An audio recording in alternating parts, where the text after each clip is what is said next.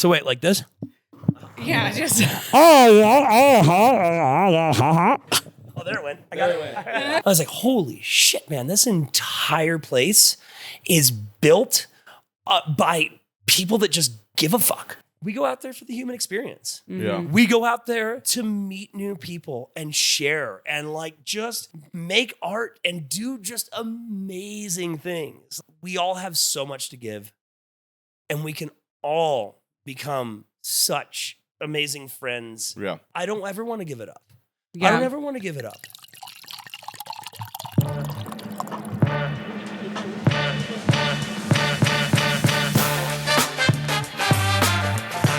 I actually have like a starting question. First of all, we're Hi. Should we fucking By the go? way. Well, Hi. everyone. No, Live from starting is Santa like a Fe. weird. Yeah, starting is a weird thing. You just gotta like just fucking do it. I know. It's like the scariest part. And ending. It's always weird and awkward. We've never had a solid ending to a podcast. It's No. like, and yeah. And I'm going thanks to for do a being double here. lux and land that shit. Okay. And it's going to end perfectly. Perfect. Okay. I love it. And he sticks it. We got our own Simone Biles on the podcast today. Welcome to Santa Fe, guys. Hi. Hello. Welcome. Welcome to the Saucy Sibz podcast. I'm Francesca. And I'm Nicodemus. We are your sauciest siblings. We have been in Santa Fe for 3 days. Is it 3 days? It feels like 10. It's been a long time. Legitimately, we go way back. No, you guys, we are here with our Burning Man camp lead, the mayor himself, the Jesse Albright. Albright. I didn't ask how to pronounce your last name. That's right. That's good. Yeah, you nailed it. And he and his girlfriend Canada have been, and their roommate Austin, who's coming to our camp this year. He's off to the side with his cat bro. You guys have been hosting us. We have camped. We've done all the things. We just went on a backpacking trip through the Pecos Mountain Range, Francesca's first backpacking trip. Yeah, Canada's too. Oh, yeah. Zaz too. No one died. I know. Besides you. There was a little bit of error on my face. For those of you listening that can't see it, Jesse is mangled right now. He has a black eye. He's got a gash on his nose. His leg is bleeding because he got naked Actively bleeding. and dove into a high alpine lake and hit a rock. So Tracks. Honestly, the whole time, it was like we got to the top. We've hiked up to 10,000 feet. It's beautiful. And he was like, I'm getting naked and I'm diving in this lake. But you didn't even dive. You got in the lake and then somehow then hit a Swam rock. directly into a rock. Yeah. I don't know how to zoom in, but I feel like Oh, we can zoom in. oh, she's a beaut. yeah. Yeah. Honestly, like he woke up the next day and he was like, hey, like, how bad is it? And it was one of those like, Oh, that's, Rocky! it's not that bad. I'm like, does it hurt? Because like in my head, I'm like, it's bad. that's real bad. And it kept getting worse too. Like as the night went on and in the morning, I was like, this is a medical situation actually. Yeah. And we are so far. But Good thing I don't have insurance currently, huh? Yeah. You don't? Love that. Fine. Living life on the edge. Really. I like that. Jesse, knock on some wood. I know. You're fine. You're good. Actually, I was going to start because you started talking about buttholes. I have a question. Why is Burning Man so obsessed with like potty humor? There's a lot of potty humor in It's Burning like Man. little boy potty humor. Like I've been teleported back to middle school and I mean, it's funny and like now I'm into it and it's like silly. I'm not into it. No, Nick is not a potty I'm always humor kind guy. of like, So, all right. Well, we can say That's what I'm starting with. One of my very first year at Burning Man was back in 2014. One of the very first things walking out of camp that I saw, I had went to go to the porta potty, right? And I was like, oh, these suck. This is awful. This is a terrible experience. But that said, standing in line outside of one, we watched somebody go in. They were in there long enough that they were obviously doing Some business. Doing business, yeah. Filing paperwork. That said, I watched this crew of people come up and roll out a red carpet in front of the porta potty. And then they had a whole paparazzi crew with like 20, 30 cameras, and they had a trophy that they handed out to this person. So like somebody's just like, unbeknownst to themselves, gone in, just like, I'm gonna go file some paperwork, you know? And they step out and there's like 60 people crammed around the porta potty, cheering them on, taking their photo, and like making them walk down this red carpet. And at the end, there's somebody standing there with a massive trophy. And it is I would be fucking mortified. I would somehow go inside of myself. I would disassociate. Yeah. I would just run away. I would just shut the door. Go back in. As far as you live there now. As far as the potty humor goes, though, what I would say is like Burning Man culture is probably some of the snarkiest, most quick-whipped, there are lots of like Facebook groups, like even my mom, who's like turning 70 something, like she's up there. She is in multiple Burning Man like Facebook groups, just because she gets so much humor out of it. And so like I don't know, as much as I say like potty humor is infantile, it's also like very like it fits so well with the Burning Man culture and like the way we crack jokes. And so like I don't know, man. It's like I think potty humor probably sits right next to puns. Yeah. I hate fucking puns. I hate puns and I hate potty humor. No, it's like a weird thing about Nick. He's like, the lowest form of humor. I don't think it's the lowest form of humor. I just don't find it funny. And so like, not that I don't think I'm gonna go It's above just it or his like swear. personal. I just It's like not it's a your personal. fault. It's and I'm just like, nice one, guys. Butthole puns. Cool. No, I'm hating. It's We'll get you there. Nick's a hater sometimes. You have very specific opinions. I don't know. See what I did there? And it's like, shut the fuck up. But anyway. I think but when you nail a proper pun, man, come on. Like Nick will literally turn around on you. I'm just be like, okay, so He'll pretend he turns didn't out we're hear no it. longer friends. be like, tee. Laughing by himself in the Actually, corner, what like, it that is was Nick funny. will look at me, like he'll like laugh and then he'll give me a look and I'm like, oh my God, Nick, like calm down. I'm like, Walks away. we do that too much in public. I know. What I will say is like, I was like not about it, but then I think it kind of goes into like a part of Burning Man is very like just childlike. Which side note, if you want a drinking game during this episode, drink every time you say Burning Man. It's a Burning Man episode, okay? I know we're a walking disclaimer. Burning Man episode. Yeah, if you don't want to listen to us say that word a lot, but also like if you want to get drunk, drink every time we say Burning Man. They won't make it through the episode. No. They won't make it They're through already the episode. they're already drunk. They're already fucked up.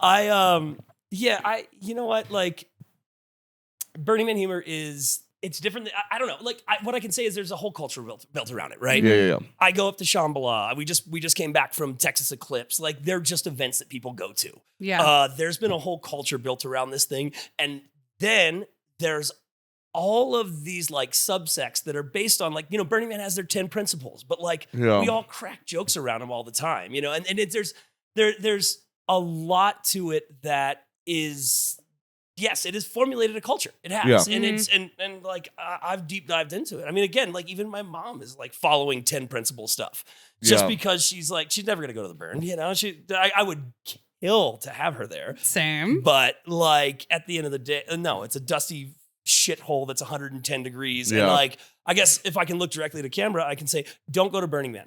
Actually, don't. Just don't go. Just don't go. Actually, Jesse told us this because like people ask us about it and like I can't cram into 5 minutes, nor would I want to, because it's something that needs to be experienced. Like, I don't want to try and tell you what it is because that's just my experience.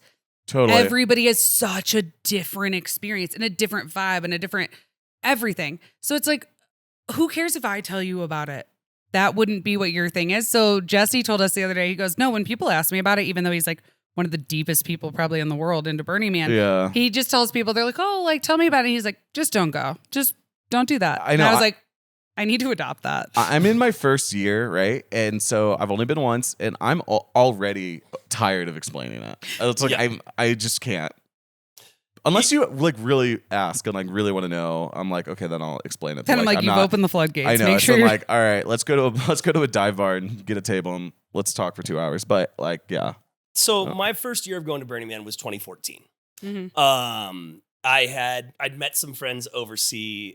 I actually met a guy named Harley that was riding a motorcycle through Vietnam. Right, fitting. And when I met him, he told me told Pete, he was like, hey, you know how to ride a bike? And I was like, nah. I didn't like. I lied through my teeth. I didn't say no. Yeah. I know said- you told us this story. Yeah, You were. I told him, I was like, of course I know how to ride a bike. And then How hard could it be? I jumped on the internet and watched YouTube videos to hang out with him because it was.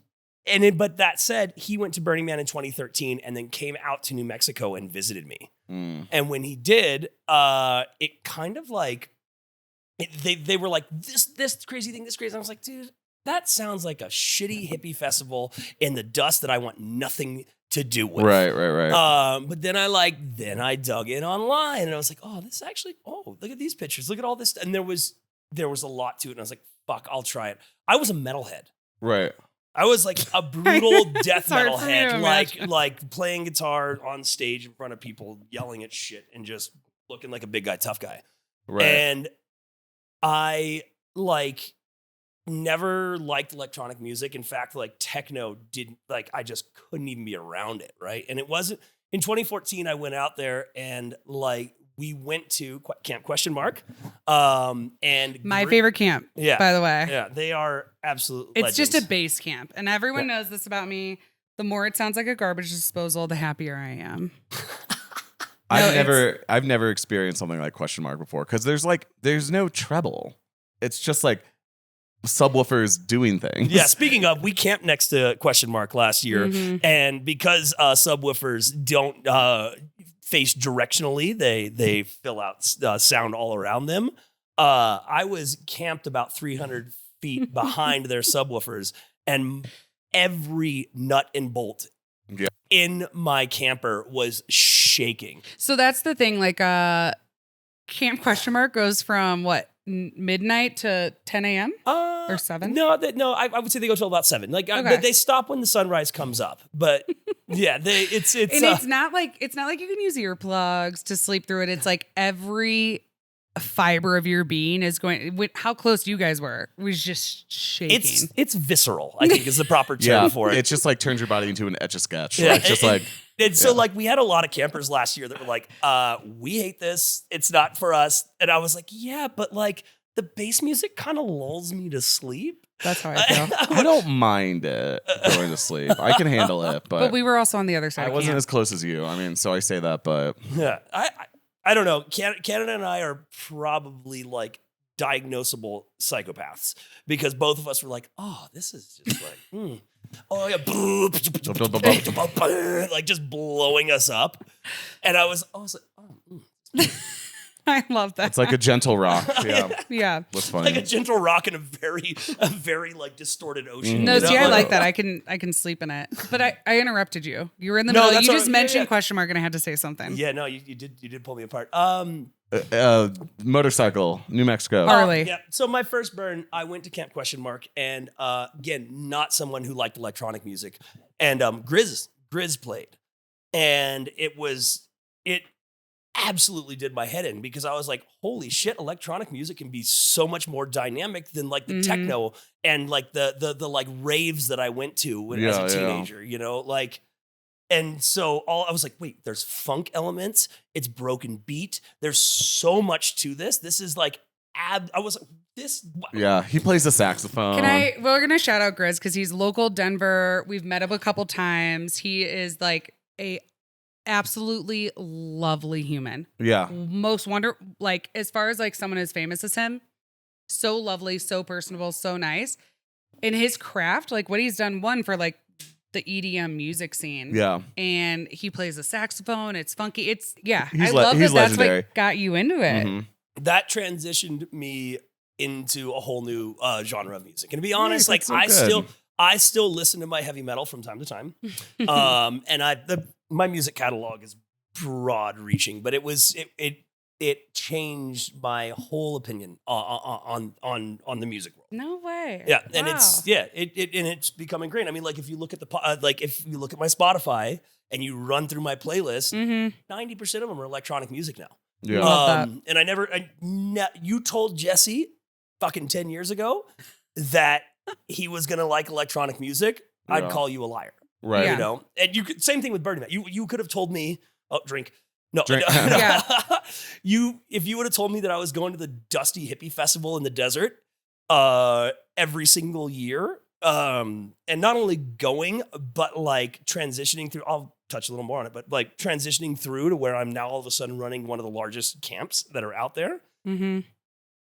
I would have told you you're a liar. You know what I mean? But Yeah. it grabbed me. So like year one, I went and I showed up and I was not a participant. Mm. I showed up as someone who was just taking, because I had no idea. I was like, Yeah. you know, I read all the little blogs online, and I did all the things that you would think would be like pertinent. But like I showed up and I followed all the advice, and I did what every virgin burner would do, Right. is just take it in, right? And then I went back. That first year I showed up super prepared. The second year I went up to Shambhala, the music festival there. I had like ridden back to motorcycles. I was like, fuck it, I'm gonna try to do like a real motorcycle trip. So I rode a motorcycle from New Mexico to Canada and back. And it was my real first time being on a motorcycle. Went up there, did it. It was hectic, crazy. I mean, I almost hit a moose. I could have kissed it on the face. That's how close I got to it. But came back and was like, I rushed back to work a catering gig that I was doing. And I didn't realize that Burning Man was starting in a week. And so I just had nothing prepared. So like I went from being like the most prepared first time burner to showing up raw.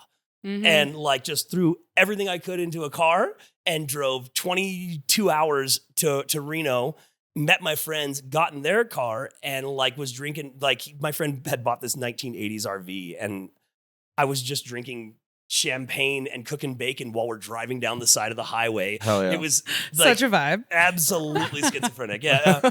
And like, got out there just so unprepared. And like, I really enjoyed that year too, because it was the second year of me being like a taker and not really contributing anything, but I was able to like do a full spectrum view of what the burn was. Cause like first year you go to Burning Man, you're going to show up and you're going to just be like in straight awe. I would say that was my experience, except it was off, sure, but it was also shock. Yeah. It was so much sensory overload and so much like the grandeur and awe to it. I just was like, You can't wrap your head around it. We talk about that, like how you just said, like our first year was like almost like the dress rehearsal. Yeah. Sure, I was there.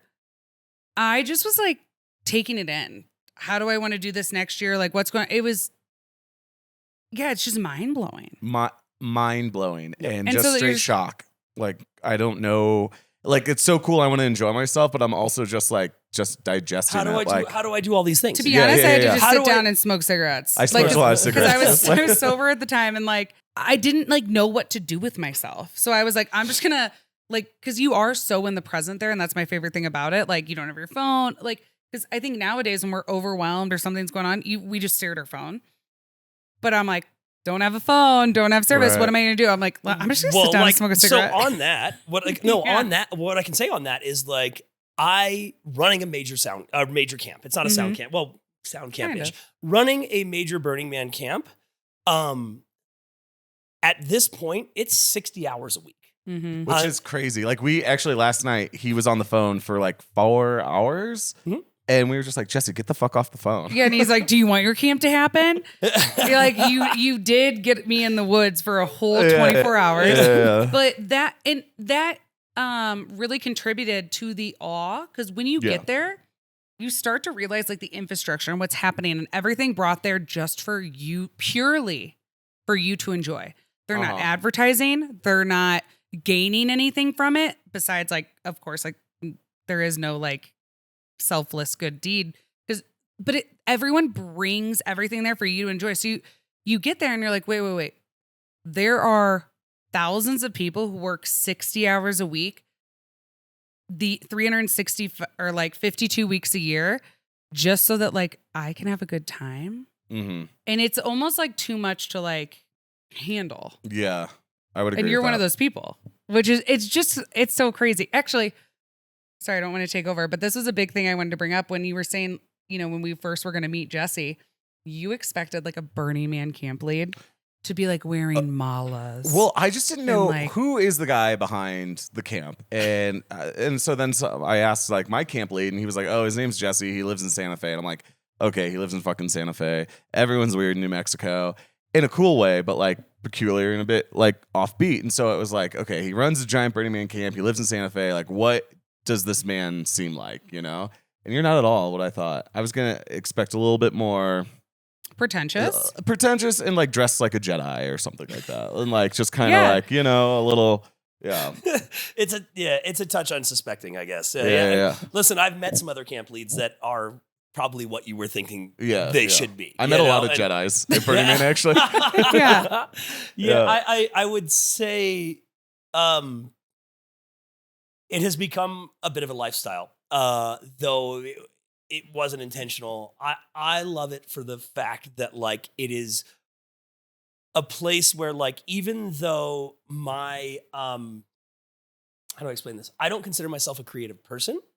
I am very, just hear me out on this one. Yeah, hear me out a little bit on this. I am very analytical and very like very much like I live in spreadsheets, right? Things like that. But it was in a space where I can use like my analytical mind in a creative way.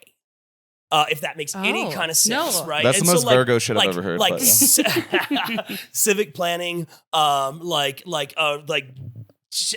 people move, just all these things, and like just coming up with events that we can do. Like, no, I'm not going to paint the things that are on the side of all of our installations and stuff like that, but I can come up with a way to facilitate other people's creativity, and that alone. So if I was going to, like, if you don't mind, if I can digress to where we were before, 2015, came back unprepared, loose unit, just totally taking advantage. Like I, you know what? It's the 1 year at Burning Man, I saw every sunset and every sunrise. And it also like, that was the very first year we decided to do, we had one of our biggest events that we do at camp. And I think I can talk about this. I don't know. But we do random ribs with random rab. Yeah. Every Friday morning at the burn. This year it may be Thursday. No guarantees. But that said, we've now grown it to where there's like 360 pounds worth of barbecue ribs that we cook up. They ship out smokers. You guys, like that's something when I was at Burning Man, I'm like, my dad's like, how'd they cook the ribs? People are thinking camping stoves. I'm like, no, my camp brings smokers. Like it's hard to wrap your head around. It's, you know what? It's a hell of a task. That's what I can say. Like feeding, it's racks upon racks of ribs. But that said, it was the very first year we did that. It was a bunch of my friends. And it's what I can say about the way our camp has grown. And I think this leads a lot to it is organic growth. Yeah. Right. So there are a lot of people, and I've seen plug and plays fail. Explain plug and play. No one knows what that means. Yeah, a lot of people might not know that. So a plug and play basically is you get a bunch of rich friends, they show up, they pay thousands of dollars a piece. Like $10,000 to $30,000 a piece. They will pay a lot of money. And then they have personal chefs, they have nice toilets, they don't work a single shift. It is as plush as it comes, and they get canceled. Burning Man finds out who they are, and they weed them out, and they're not welcome fucking back. Sick to me. And so like it's really fun to move from 2015 into 2016 was like we came back together, we coalesced as a camp, and like a mini camp, right? Like we had two different factions. We had the Weirdos United. And we had the Frothin' Inseminators. Okay. And they were two separate little camps, but we were all a collective of friends.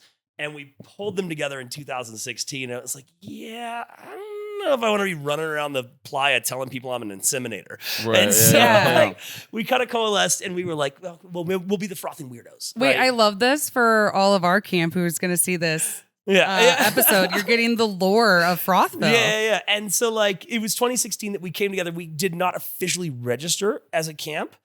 And we were actually still camping in like the nosebleeds. Like that year we were like 630 and K. Like we were. Yeah. So another thing to explain to you guys, there's like the beach Esplanade, and that's where like the biggest camps are, and they kind of bring something like that's in the further back in like the suburbs you are, which it's kind of very far back, because since there's 80,000 people, it might be 30-minute bike ride back. Yeah. 20 minutes, something easily. like that. No, like, yeah. like when we were camped back there, for us to get out to say Deep Playa, like where the temple was, like to get from camp to temple would take an hour.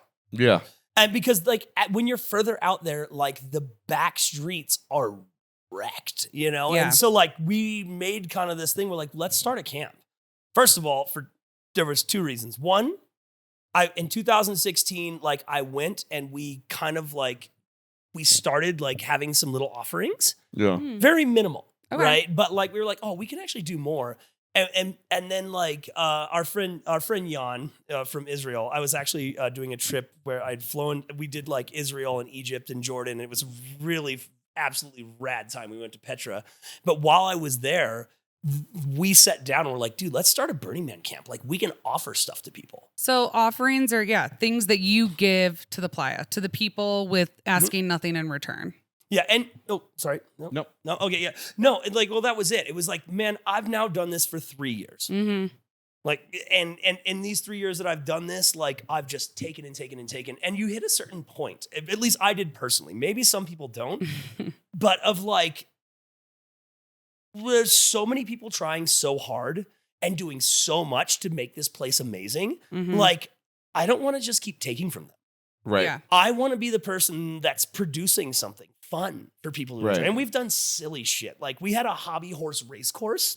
Yeah. Like, and we had like a putt course, and we've done like weird food events and all kinds of silly shit. Like, and that's kind of where it grew. Right. And it was, so 2016 ends. We move into 2017. We officially, like Jan and I remember we were like sitting in Israel at his mom's house, like typing out our plan to submit to Burning Man. And it was That's cool. Yeah, it was In my brain, I'm just gonna remember this story as you're sitting down in Petra, being like, Burning Man camp. Yeah. We should start a Burning Man camp. It was part of it.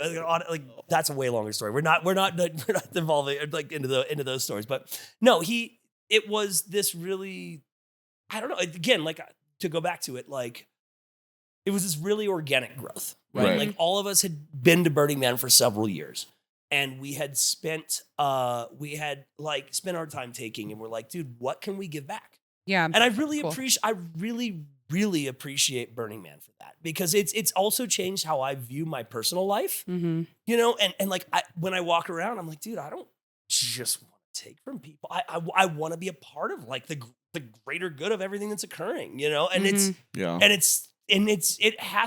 that has migrated into the philosophy of our camp.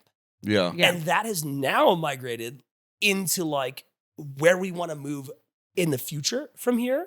Like we've started a 501c3 this year. Yeah, I was gonna say, let's get into it. Like, yeah. No, but like, so we're still in 2017. I haven't moved forward through the years and like how we're progressing. But that said, we have slowly built out to the point where we're giving more offerings on Playa. Yeah. And now we're like, hold on a minute, man. Like, let's take this culture and build beyond this. And so we're now at a point where like we've accomplished almost every goal we want to do on the Playa. But now we have other people that want to like bring things and be a part of it that like maybe can't do it themselves. And so we've started a 501c3, like a nonprofit organization, with the goal of like helping people to bring their art to the Playa, with an expanded goal of like just doing social events that hold on to this ethos. And allow us to really help people foster their plans and goals. And it's rad. Like it is something I never thought I was gonna do. But now it's, man, I live and breathe it every day. So like being able to financially support artists outside of it to bring their art and connection and conversation. Like art can really like things that people might not be able to talk about in real life. Art can open that up. Yeah, I mean, I think where I kind of left off was we were kind of discussing the way that art influences people, and one of the things that the point I was trying to get across is written in some of our doctrine. So like, do excuse me for reading, but like we really feel that art is transformative to people. And like some of the best experiences I had in my entire life was like walking into something that I was like, holy crap, somebody made something that just changed my entire mind on the world. Mhm. And that's how we feel. And it's not just physical paint. It's sound. It's sound, it's visual, it's like feeling, it's tactile. It's like art is not just something you stare out on a wall. Mhm. And that's something that we want to bring forth with what we're doing in camp, but also bring the rest of the world. So anyways, I had mentioned earlier a quote that I wanted to read. It's a couple things. One of them is just something that kind of feels what we think of art, and the rest is just kind of our mission statement for our 501c3. So first one is, through art, we transcend language barriers, evoke profound emotions, and ignite meaningful conversations about our shared humanity. And like, it's true. Like, I've traveled all over the world. I've set foot down in 42 different countries, and like, one of the divine languages or something like that is like our shared experience in art. Mhm. Yep. I don't have to be able to speak with somebody to enjoy something like that. And art isn't just art. Art is daily expressions that we want to help foster and bring forward to the world. And so that said, I'll read one more quote, and this is our mission statement for our 501c3. And please bear with me; it's a little nerdy. But do it. Yeah. Our mission is to fund projects that radically impact culture and foster inclusive artistic expression. Inspired by Burning Man, we empower artists to extend their global influence. Our foundation acts as a catalyst, uniting a movement that bridges the Playa to the world.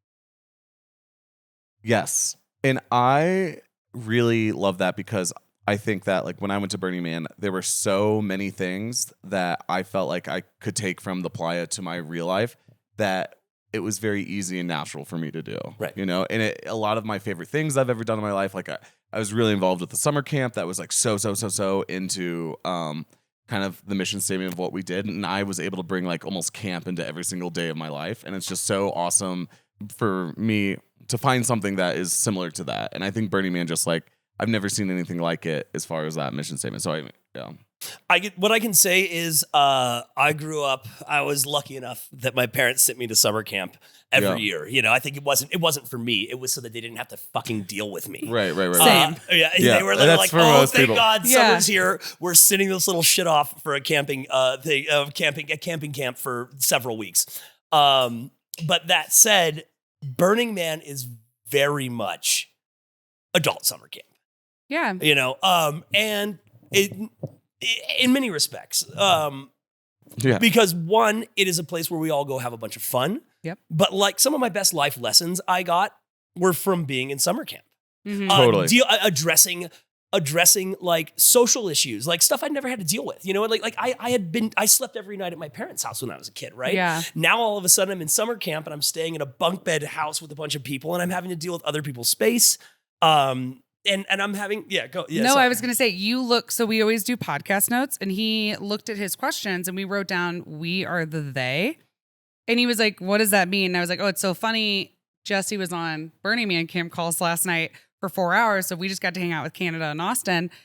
And Nick explained like a kind of a mantra, not a mantra, but like a guiding principle of your camp. It's just, so at the summer camp I went to. And she was like, can we use this for our Burning Man camp? And so he asked about it and I was like, wait till the pod. But this goes along. So the big thing that we always say in every like staff meeting that we always had, shout out Dan King, was we are the they. And because I feel like we live through life like, you go into a gas station and the bathroom's a mess. It's like, don't worry, someone's going to clean it up. Or, oh, they'll do that for you. Oh, they'll do that. Like there's all these things that you don't have to worry about. But at Burning Man or at summer camp, it's like when you are an administrator and you're someone that is there, you are participating so much to where like you are the they. We are the they. Oh, they'll do that.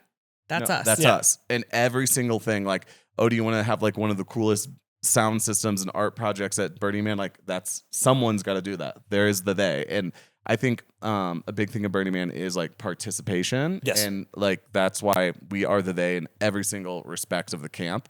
And that's why plug and play camps are kind of antithesis to Burning Man. Yep. That's why the organization doesn't want them to come back, because it's like people just go there and they aren't the they. They take. They take. They Yeah. take. Yeah. They Little take. things And- though, and- trash or even our porta potties. If you're in the porta potty and there's trash all over the ground, not, oh, they'll clean it up. That's us. Yeah. We are. Yeah. You pick it up. It is very embedded in the culture. Mhm. And that's one of the things that I truly enjoyed. And like to link it back to summer camp, right? Like we went there and we were thrown into this thing that was uncomfortable and weird and beyond like things that we are generally accustomed to in day-to-day life, right? Mhm. And we get that at Burning Man. And it was the thing that struck on me. You know, I was like, holy shit, man, this entire place is built by people that just give a fuck. Yeah. And that is amazing to me. Like it's you don't have, none of this needs to happen. None of this needs to happen. And people are just pouring their lifeblood and energy into it. And like, I stupidly decided to like follow that path. Yeah. That's not stupidly. Like I Well, actually, yeah. I love it to death. And it's taught me so much more about how I want to live my life. And it's made all of my, let me tell you, like for any of you that do go to Burning Man, don't go to Burning Man. But any of you that do go to Burning Man, like it'll just absolutely change your life. After going to Burning Man in 2014, like I met a lot of people from around the globe, and our camp currently, the last count I did was 47 countries globally of people, because like we've never had a home per se Yeah. that was like directly related to, like, I'm from Santa Fe, New Mexico, right? But like Gus is from Melbourne now, but like he was from Gold. He's from Australia. Jan's from Israel. We have friends that are all over Europe and Our everywhere. sub and everywhere camp else. is based in Denver. We have a sub camp in Denver. We have a sub camp in Nevada. Wait, am I hearing you right? You're saying that there's 47 different nationalities within our camp? Yes. I did That's not know awesome. Yeah. Now, it's not every single year, but Yeah. over the years, we had someone join. She's a professor in San Francisco, but she's from Iraq. Yeah. She left Iraq, became a professor in the United Mhm. States, and like, but that's it's just like we're a multicultural thing. And my point to this is that we have been able to build this amazing family around the globe. I don't go anywhere on this planet that I don't have a friend that's gonna put me up and we have dinner together. It is something else. And so like we work really, really hard to expand ourselves beyond just this little tiny bubble that we all walk through daily. Yeah. Kind of thing. Yeah. Taking a breath. I had so many thoughts. I'm Yeah, just, there's lots of that. I got a little I know. emotional. 2017. We're digressing back to 2017. We had put together our first official Burning Man camp. Yeah. And a lot of us had just come from the Oregon Eclipse Festival. And we went out there. I mean, I had a fever of 105 degrees for 4 days on my way out to the Playa. Wook flu. Bad case of wook flu. Yeah. But like, no, like I was falling apart. We got out there and like, I remember we did our first camp meeting, and this is how I sounded. It was, "Hey guys, just want to invite you all for being a part of Burning Man. It's so great for you to be here." Yeah, it was pathetic. I mean, we were beat to hell. But that said, it was a kickoff to like not just being our inner circle of friends. It was this like movement of growth and adding people. So that first year was like this smaller populace of like people that we knew.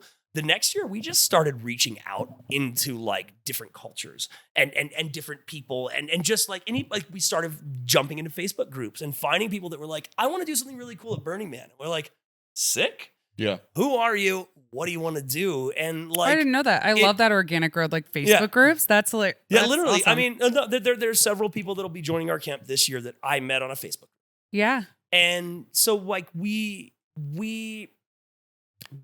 and what it led to was something far more than you see at Burning Man. Like, one of the biggest problems with Burning Man is that it is not a very diverse place.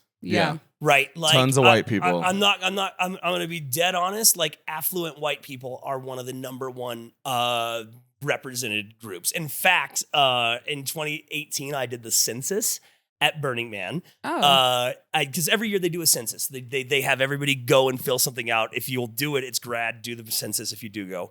And because it gives them like a screen cap of like what it was. And that year I was like 35 years old, white, male from America. I like hit 80% of the demographic at Burning Man. It was fucked. That was 80% of them. That may be, that's exaggerative, but Yeah. like we were the number one demographic. I was like, oh fuck, I'm that guy, huh? All right, well, it makes sense. That tracks. Yeah.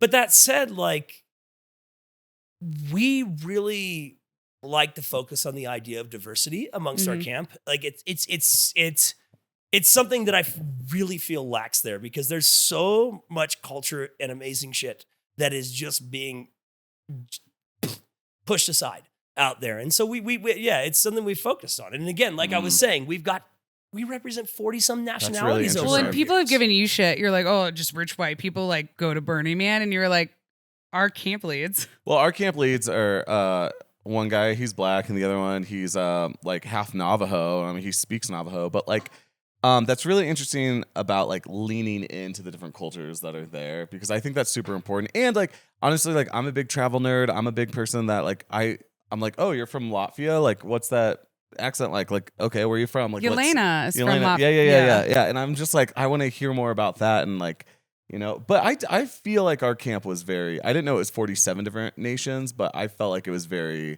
multicultural, which I really liked, even though I'd really like to see more. I really would. Like, listen, not only rich white dudes in their mid 30s should be partying in the desert. That work in how I tech. feel, Yeah. You know, and I know that Burning Man's making a big push towards it.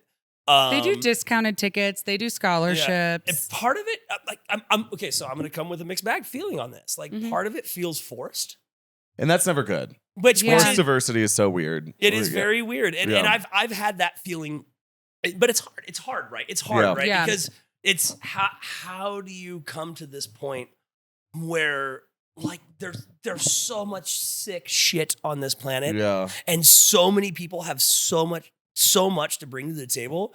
How do you do it organically, right? Like I feel blessed running a Burning Man camp that has organically grown. Yeah. You know, like it is not natural, even though it's organic, right? Yeah. Like, Yeah, I hear you. that's and so like, yeah, I don't know. I don't know how it's addressed appropriately. I would listen. We'll side note it. I'll talk to you about it next year for the podcast. Yeah. No. So I ran into an Indian camp. They were all Indian. sick. I don't know. Just thought that. They're from India? Yeah. They all had like literally, and I'm sure they lived in America, but they all had like Indian accents, and they were giving out like tamarind shots, and they were wearing kind of like Indian. Fun. I was like, okay. All right, so I'm gonna give one shout out here. Yeah. We have a Jewish collective in our camp this year, Oh. and on our Friday night we're gonna do Shabbat dinner.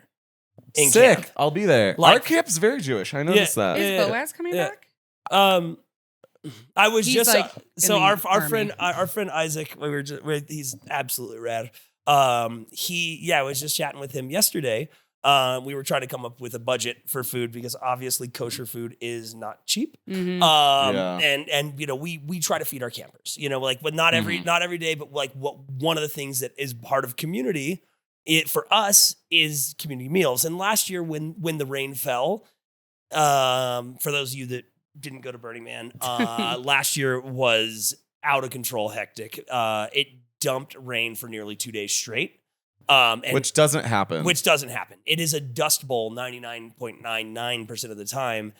And it changed how everyone experienced Burning Man. And I would say I'm going to skip a few years. 2018, 2019, we built a camp. We slowly moved to Esplanade. We built all these things. And 2022, we were still on Esplanade. We had friends, we had family, and we had grown out our reach amongst people. But last year was this definitive moment that made me really fall in love with what we were doing. And what it was that we had the rain came, and all of these people that are in us, everybody tends to click up Totally. at Burning Man. It's For common. sure. It will happen, and I highly suggest not doing it. 1000%. Your best Yeah. friends are your best friends outside of the playa. Yeah. Do yourself a favor and make a whole bunch of new best friends while you're there, because it will give you best friends for life. Mhm. And it's crazy. I mean, that's how I exist. I mean, Yeah. Hi, I just met these guys. Yeah. We just went backpacking for like 2 days just so that. And we never even hung out on the playa. We Yeah. like had a few conversations Yeah. and stuff, but we But were there's not certain friends, like- people you like connect with. And that's why I told Canada last night when you were on the phone. I was like, I so appreciate friends that like, I don't feel like I have to be on yeah. all the time. I don't feel like I have to be different than I am. I was like, we literally had maybe not even 2 full conversations. Hey, how are you? I obviously got your personality because you were our lead, but it was just like something about you guys I felt very comfortable with. And I was Yeah. like, Canada, like, I love that. I feel like I've been friends with you for years. Yeah. I feel like we've hung out so much. Like, I'm in your house and I'm not like, oh, like, I'm like, I feel like, ugh, these are my old friends. And that, I truly feel that. yeah. And so Yeah. that was really cool because we had like talked, I guess on WhatsApp or something. We were like, oh, we fucking love you guys. Like, we'd love to come visit you. And something about the Sibz, you fucking invite us. We will show up. We literally have destroyed their living room and turned it into a studio. Yeah. I'm like, can we move that couch over here to over here? No, and they were like, do you want to come? And then you guys even said, you were like, wow, you really drove down to Santa Fe to go like hang out in the woods and just like chill with us. And we're like, of course we would. We don't have And- jobs. Hey, Yeah. we're literally working right now. Yeah, no, I know. On go that, on. yeah, but Yeah. that's that. And so like I've done that exact same thing with people that we met from Burning Right. Man. Yeah. I've flown across the globe. Like I had Christmas dinner with some Danish friends from our Burning Man camp in Sweden. Like at a cabin in the woods, yeah. Yeah. Like we ate pickled fish, and his dad used to be a hardcore biologist that go up on these missions up into the Antarctic Circle, and they would use 100% ethanol to like preserve things that they would pull up out of the ocean for scientific study. And Yeah. he had like 5 gallons of it left over, so he made a bunch of schnapps. Nice. And so we sat around and drank schnapps and ate pickled fish. But that's just an experience that I got because I went to Burning Man. I love that like giant connected network. Yeah. That It of like is- really close people that you guys all share similar values and like, That's really similar what it is. experiences. It's like Yeah. anybody who really is there, you can kind of know that you'll be into the same things. You'll care about the same things. You can fucking chill with them. Can I say one more thing kind of back with the rain? I was gonna digress to the rain here, but everyone was like talking to me like, like, oh, were you at Burning Man last year? I heard the rain. I heard it was a disaster. Yes, it was a disaster. However, Francesca and I felt so like taken care of with like the camp, the way that you guys ran it. And like the rain almost brought us closer together. It did bring us closer together. And everyone that I met, I was like, oh, this is fine. In a way, we enjoyed the I rain. think it was the best first year. Yeah. But I do need to give you a shout out, Jesse. Nick and I came back, and this is not me like blowing smoke to you. This is a real thing. We had a camp meeting, and you were like, listen, we're all going to pool our food. We're going to pool our water. We're going to be good. Any of you guys who have open RVs or whatever, don't fucking close your door on your, like, we did like a buddy system. Like, raise your hand if your entire tent is wet and you're fucked. And then someone else, if you have somewhere for them to stay, you go to them. And like, we took that to heart. Totally. And the idea of like radical self-reliance, like you rely on yourself, but that's out the window now. That's what he said. Do you need help? Jesse goes, here's the thing. We all love radical self-reliance. That's a principle of Burning Man. He goes, fuck it. We are here together. And when we left that, it's like the point I was making, I was like, I feel like okay. And I told my parents this later. I was like, honestly, like I trust our camp lead. I just felt like I was in good hands. I wasn't worried, where I have like such high anxiety that I quickly could have like been really nervous about what was going on. I mean, that's a crazy situation, you know? Like President. they're talking about Ebola and Yeah. like and like FEMA's been called out and they're gonna be dropping like tanks of water off and da da da. Yeah, no, it was no, it's scary for a sec. But to bring it all back, again, last year was my 8th Burning Man. Mhm. I think, yeah, that sounds right. And as part of that, it was my first time that like because we'd obviously hung out in our little cliques, talked about cliques, but we'd hung out in our little cliques, and like, even when we were a camp of 150 people before that, right? Like we grew. We were at 223 people last year. 232 people last year. Like, we, in smaller camp situations, didn't have this sense of community that we had last year because of the rain. Yeah. Right? Like, all of a sudden, the grandiose aspect of Burning Man, where you can just fly across the playa on your e-bike and be not connected to like anybody that you're so like immediately with besides your best friends. Like, it just said, fuck that. You're in it now. These are your people. And that's what gave me this sense of community that made us want to expand beyond what we were doing. Yeah. And that's why we're like, dude, we can do so much more with this. Like, because yeah, exactly. Like, the rain came, we all fell apart. It was a FEMA situation. I was like, guys, don't die. That said, we did do like a foot washing station with charcuterie and champagne, and it was like, it was actually luxe, you know? Yeah, it was so well done. We moved the sound system inside and had like a sloshy mud party for. That's my favorite party of Burning Man. Yeah. Oh, There's just like all of us in the chill zone having a fucking party. There's 100 of us crammed inside like a 20 by 40 carport area. Yeah, it was ridiculous. Yes. Like, just sloshing around. Yeah. It reminded me how important community is. And it really made me understand that, like, we go out there beyond seeing cool shit and getting fucked up in the desert and just being idiots. Yeah. We go out there for the human experience. Yeah. We go out there to meet new people and share and like just make art and do just amazing things. Like, I didn't ask for Burning Man to be put on to me. And it has since made me understand that we all have so much to give, and we can all become such amazing friends. Yeah. And like, I don't ever want to give it up. Yeah. I don't ever want to give it up.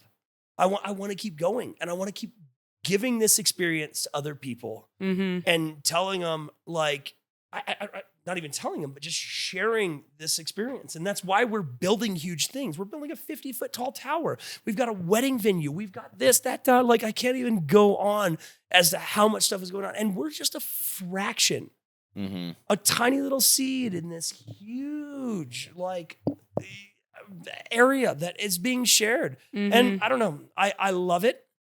I appreciate it. And I told you guys I'd give you a good ending. I have to go to work. I know. Cheers, it's motherfuckers. 2:17. Yeah. Bye. We fucking love you. Jesse, All right. thank you. Thank you Part so 2 much. coming soon, Yeah. maybe from the playa. Love you guys. Bye.